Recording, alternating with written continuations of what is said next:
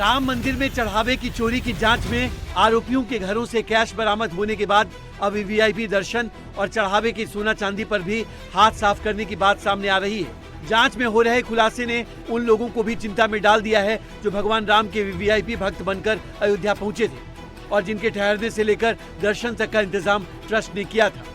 बताया जा रहा है कि कीमती चढ़ावा लेकर जब भी कोई भक्त आता तो टिन्नू यादव उनको वीआईपी दर्शन कराता और उसके सामने चढ़ावे की वस्तु रामलला के पास रखवा देता था, लेकिन इस चढ़ावे की कोई रसीद नहीं दी जाती थी और कुछ समय बाद ऐसी कीमती भेंट रामलला के पास से हटा दी जाती थी। इसलिए अब वो लोग परेशान हैं जिन लोगों ने अपने आराध्य के चरणों में कीमती आभूषण दान में दिए थे। पूर्व home secretary S Lakshmi Narayan ने 8 अप्रैल 2024 को सोने से मढ़ी रामचरितमानस भेंट की थी।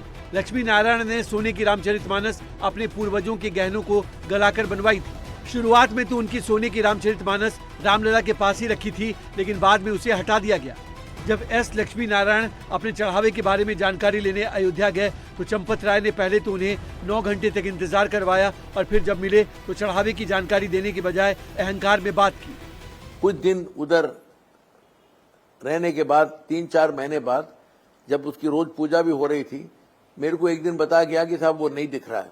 तो उसके बाद सर मैं अयोध्या गया तो मेरे को 9 घंटे इंतजार करने के बाद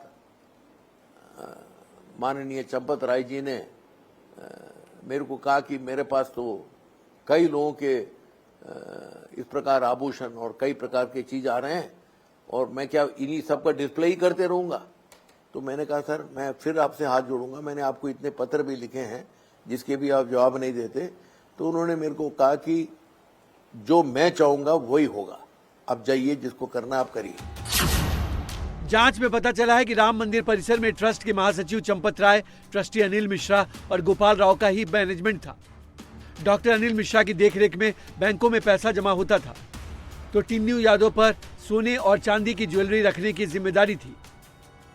अयोध्या के रोकड़िया हनुमान मंदिर के महंत विनोद मिश्रा ने सोने चांदी के चढ़ावे में गबन की आशंका जताई है। उन्होंने बताया कि मुंबई के एक यजमान ने 29 अक्टूबर 2025 को रामलला को चांदी की चरण पादुकाएं और दूसरे आभूषण अर्पित किए थे। टिन्नू यादव ने उनको वीवीआईपी दर्शन कराया और उनसे चढ़ावा ले लिया, लेकिन जब रसीद मांगी गई तो टिन्नू यादव ने रसीद बाद में देने की बात कही। उसमें चरण पादुका था जिसमें 64 चिन्ह बने हुए थे और हार था।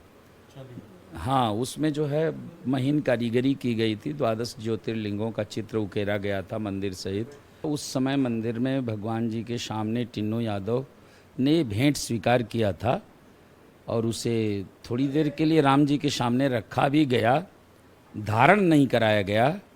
और हम लोगों ने कहा कि कोई एक रसीद दी जाए तो उन्होंने कहा कि अभी जांच पड़ताल के बाद कि ओरिजिनल चांदी है या क्या है, जांच के बाद हम कुछ रसीद आपको दे देंगे, आप तो हमारे बगल के हैं, आपको मिलेगा। पर बार बार टोकने पर आज तक न रसीद दी गई न भगवान को धारण कराया गया। राम मंदिर में चढ़ावे चोरी के बीच भक्तों को रामलला के दर्शन कराने के नाम पर भी अवैध उगाही करने का सनसनीखेज मामला सामने आया है।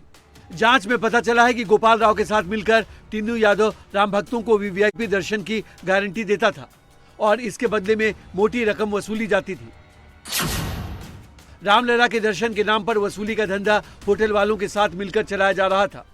चूंकि राम मंदिर में वीवीआईपी दर्शन के लिए रोजाना 300 पास जारी होते थे, इन पास के लिए मंदिर कमेटी तो कोई पैसा नहीं चार्ज करता था, लेकिन मंदिर कैंपस में मैनेजमेंट देखने वाला टिन्नू यादव जिसे चाहता था उसे पास जारी करवा देता था और इसके लिए मोटी रकम वसूलता था। टिन्नू यादव ने राम मंदिर के जरिए पैसा कमाने का एक भी मौका नहीं छोड़ा। बताया जा रहा है कि टिन्नू यादव और गोपाल राव ने कुछ होटल वालों के साथ कॉन्ट्रैक्ट कर रखा था। जो यात्री होटल में ठहरे थे उन्हें होटल की तरफ से 25,000 रुपए के स्पेशल पैकेज का ऑफर दिया जाता था। इस पैकेज में रामलला के वीवीआईपी दर्शन और मंदिर में आरती करवाना शामिल होता था। जो भक्त इतना पैसा देने के लिए तैयार हो जाते थे उनकी लिस्ट टिन्नू यादव के पास पहुंच जाती थी। टिन्नू इन लोगों को वीआईपी गेट से एंट्री का इंतजाम करता था, जबकि व्यवस्थापक गोपाल राव वीआईपी दर्शन की व्यवस्था करवाते थे। काम होने के बाद दोनों को अपना अपना कमीशन मिल जाता था। वैसे तो रामलला के वीआईपी दर्शन के लिए मुफ्त में ऑनलाइन बुकिंग होती थी, लेकिन ज्यादातर लोगों को इसकी जानकारी नहीं थी। इसका फायदा टिन्नू यादव और गोपाल राव ने उठाया। बताया जा रहा है कि रामनवमी, दीपावली और नए साल पर जब दर्शन के लिए भक्तों की भारी भीड़ आती थी, तब गोपाल राव और टीनू यादव ने वीआईपी दर्शन के नाम पर काफी पैसे कमाए। लेकिन ये खुलासा होने के बाद राम मंदिर में वीआईपी दर्शन की व्यवस्था फिलहाल खत्म कर दी गई है। वहीं सूत्रों के हवाले से ये भी पता चला है कि राम मंदिर में व्हील चेयर चलाने वाले चालकों की भी संपत्ति में इजाफा हुआ है, जिसके बाद अब मंदिर कैंपस में व्हील चेयर चलाने वाले चालकों की भी जांच होगी।